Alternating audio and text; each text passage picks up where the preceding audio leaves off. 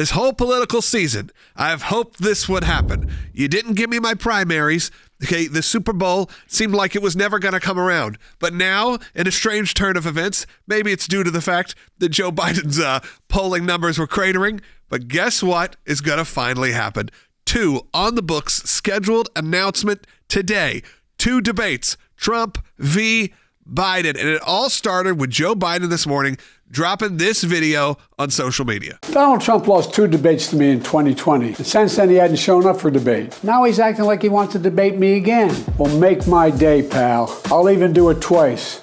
So let's pick the dates, Donald. I hear you're free on Wednesdays. The Biden administration also the Biden campaign put a list of requirements. Some of those Will and I were talking today didn't think the Trump campaign were going to go for, but Trump responded very quickly with essentially, and I quote, "Let's get ready to rumble," quoting old Michael Buffer there, and agreeing to 2 debates. The first one is coming June 27th, so not that far away, just a little over a month, on CNN.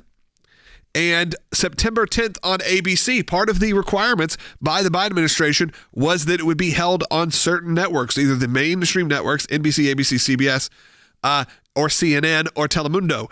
What was, of course, not on that list? Fox News and MSNBC. Any friendlies. So you got to understand that Trump knows he's going to be getting himself into a situation, but he shines in those moments, so we'll see.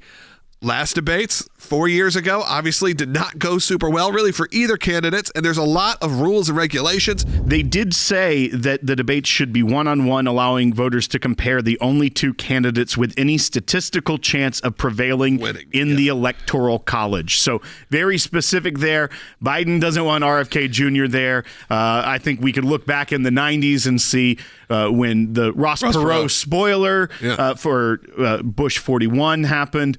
I think that there are some reasons why the Biden administration, or the Biden campaign in this case, would not want RFK Jr. there to take away from his limelight. They said, "We believe the first debate should be in late June," which is an interesting thing to note since technically neither of them are nominated by their party at that time. This is before both conventions. But yeah, we need to clarify that because there was talk about that. The fact that the debates that were going to be held by the debate commission, the official commission, the concern the Trump campaign had was these are going to be held after early voting started in certain states.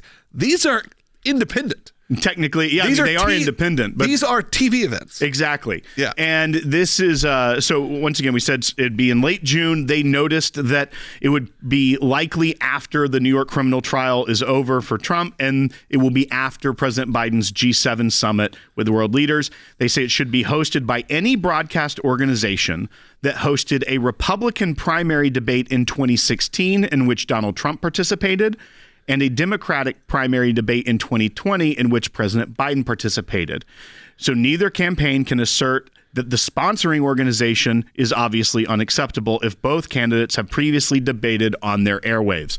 So they were trying to draw that line of saying, like, look, it's got to be a news organization that Trump has gone to before and debated on so that he can't cry foul that it's MSNBC is the only one that would take this. The debate should be one-on-one, allowing voters to compare only the 2 candidates with any statistical chance of prevailing in the Electoral College, and not squandering debate time on candidates with no prospect of becoming president. A little shade to RFK Jr. there. Yeah. The moderators should be selected by the broadcast host from among their regular personnel so as to avoid a, quote, ringer or a partisan.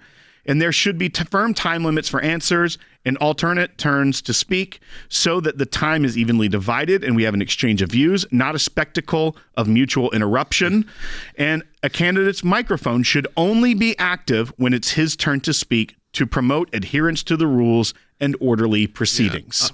It's a lot of rules. It's a lot of process that I'm not sure benefits really either of them for that matter. I honestly don't hate the idea of cutting the mics off because we've seen what has happened because these moderators, if we're being honest, can't control the candidates. We've seen that time and time again. So you have some sort of technical stipulation. I guess I'm okay with it. The idea that RFK not invited to it does sting a little, and I think it stings a little because, sure, do I think he really has a chance of becoming the president right now? No, I don't. And as much as I think he's presenting interesting ideas that make people think, He also is an alternative that a lot of people who voted for Joe Biden and some that voted for President Trump last time because they don't want to vote for these two.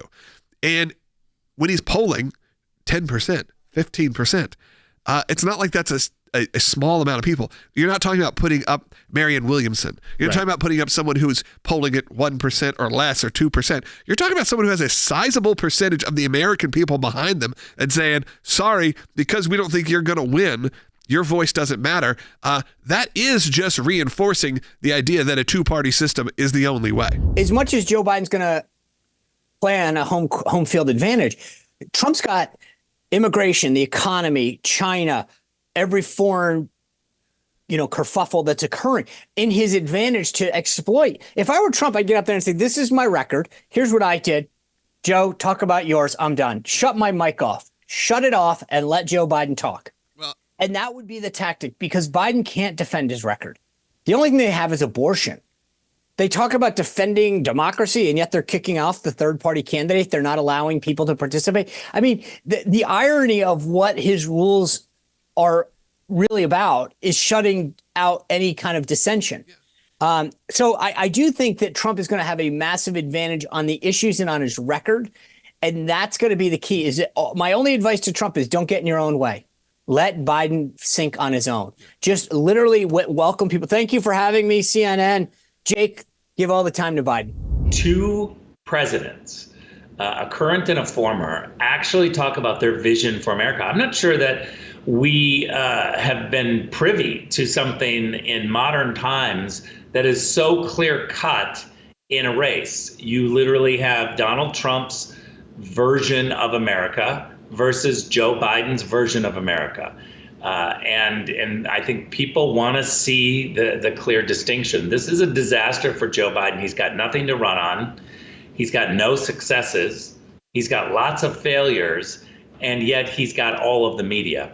So they're going to try to convince people that multiple wars don't matter, high gas prices don't matter, and what you're seeing at the grocery store is an illusion. It's going to take a lot of money, Logan, and it's going to take a lot of spinning. I don't think they can do it. I look forward to those dates, that date in June and that date in September, where we're actually going to see head-to-head President Biden versus President Trump. As Rick said, first time two presidents, active and former, probably have done this before, especially done it on TV. So a very interesting time